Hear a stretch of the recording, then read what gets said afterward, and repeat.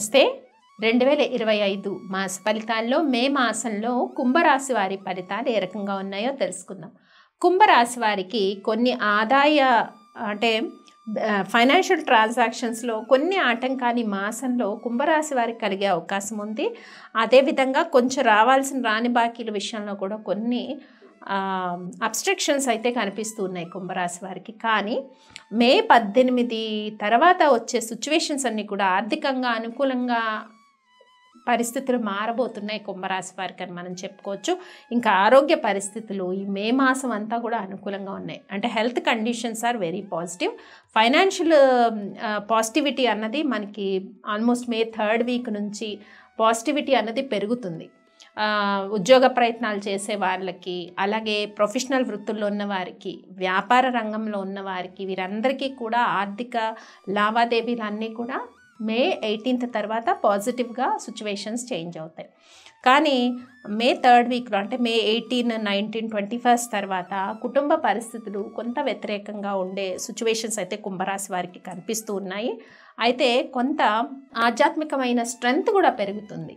ఈ మే 21 తర్వాత ఆధ్యాత్మికంగా చాలా స్ట్రెంగ్త్, ఆలోచనలో చాలా మార్పులు, అంటే ఎలాంటి మార్పులు సంభవిస్తూ ఉంటాయంటే సడన్గా ఆధ్యాత్మిక విషయాల పట్ల ఆసక్తి, అట్లాంటి ప్రోగ్రామ్స్ చూడడము, ఇలా అన్నమాట. ఆసక్తి అనేది పెరిగిపోతూ ఉంటుంది ధార్మిక విషయాల పట్ల.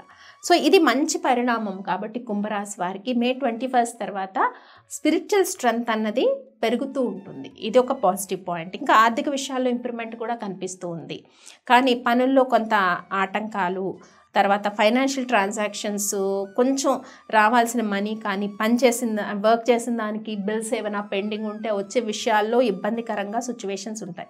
ఇక మనం చెప్పుకున్నాం హెల్త్ కండిషన్స్ బాగుంటాయి. ఉద్యోగ అవకాశాలు మే మాసం అంతా కూడా నిరుద్యోగులకు వచ్చే అవకాశం ఉంది. విద్యార్థులు కొంత అధికంగా శ్రద్ధ చూపించండి విద్య పట్ల. కానీ మే 21, 22 తర్వాత కొన్ని ఆపర్చునిటీస్ విద్యార్థులకి, అంటే బయటకు వెళ్ళి చదువుకోవాలనుకున్న వాళ్ళకి, ఇక్కడ కూడా నెక్స్ట్ అకాడమిక్ ఇయర్కి ప్రమోట్ అవుతున్న వాళ్ళకి కూడా గుడ్ ఆపర్చునిటీస్ అయితే విద్యార్థులకు కనిపిస్తున్నాయి. ఇంకా గృహిణుల విషయానికి వస్తే మానసిక ప్రశాంతత తక్కువగా ఉంటుంది ఈ మాసంలో. ఇందాక మనం చెప్పుకున్నట్టు ఆధ్యాత్మిక విషయాల పట్ల ఆసక్తి పెరుగుతుంది. కాబట్టి కాన్సన్ట్రేషన్, మైండ్ అటువైపు డైవర్ట్ మీరు చేసుకున్నట్టయితే చాలా వరకు ఇవన్నీ కూడా తగ్గిపోతాయి. ఇంకా ఈ మాసంలో కుంభరాశి వారికి కోర్టు సమస్యల్లో కొంత విజయం కనిపిస్తుంది ఈ మాసంలో.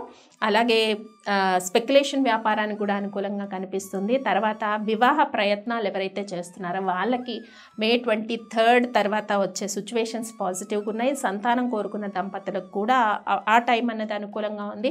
ఆల్రెడీ సంతానం ఉన్న వాళ్ళకి కూడా కొంత పురోభివృద్ధి కనబడుతుంది. మే 21, 22 తర్వాత మీ సంతాన విషయాల్లో గ్రాడ్యువల్లీ కొంత డెవలప్మెంట్ స్టేజ్ అయితే కుంభరాశి వారు చూస్తారు. కొంత ఏళ్ళనాటి శని ప్రభావం ఉన్నా కూడా కొన్ని ప్లానెట్ ట్రాన్సిట్స్ ఈ మంత్లో మారడం వల్ల సిచ్యువేషన్స్ మీకు అనుకూలంగా మారుతున్నాయి కుంభరాశి వారికి. ఇంకా మే 1st వీక్, 2nd వీక్ అన్నది యావరేజ్గా ఉన్నా కూడా 3rd, 4th వీక్స్ నుంచి ఇంప్రూవ్మెంట్ స్టేజ్ అనేది కుంభరాశి వారికి కనిపిస్తుంది అన్ని రంగాల వాళ్ళకి కూడా. తర్వాత ఇంకా సో గవర్నమెంట్ రంగంలో ఉన్న వాళ్ళకి, ప్రొఫెషనల్ వృత్తుల్లో ఉన్న వారికి, వైద్య రంగంలో ఉన్న వాళ్ళకి, మార్కెటింగ్ రంగాల్లో ఉన్న వాళ్ళకి, రాజకీయ రంగంలో ఉన్న వారికి, మీడియా రంగం వారికి, వీళ్ళందరికీ కూడా వర్తిస్తాయి ఫలితాలన్నీ కూడా. అలాగే చేసుకోవాల్సిన పరిహారాల్లో కుంభరాశి వారు ముఖ్యంగా వెంకటేశ్వర అష్టోత్తరాన్ని శనివారాలు పఠించడం వల్ల, స్వామికి తులసి మాల సమర్పించడం, లేదంటే చిన్న తులసి రమ్మ సమర్పించినా కూడా చాలా వరకు ఉపశమనం అనేది కుంభరాశి వారికి కనిపిస్తుంది. అంటే పాత విషయాలు గురించి ఎక్కువగా ఆలోచించకుండా ఇప్పటి నుంచి కొంత దైవభక్తి పెంచుకొని, పాత పగల గురించి ఎక్కువ ఆలోచించకుండా, వాళ్ళు పలానా టైంలో అది ఎందుకు అలా అయింది, నేను ఇలాగే ఉంటాను, ఇలాంటివన్నీ కూడా మార్చుకోవాల్సిన సిచ్యువేషన్స్ ఏర్పడుతున్నాయి కుంభరాశి వారికి. ఈ రకమైన మార్పులు, ఆధ్యాత్మికత పెంచుకున్నట్టయితే చక్కగా ఉంటుంది కుంభరాశి వారికి. ఈ మాసం అంతా కూడా చేసుకోవాల్సిన పరిహారాలు కూడా మీరందరూ పాటించేయండి. స్వస్తి.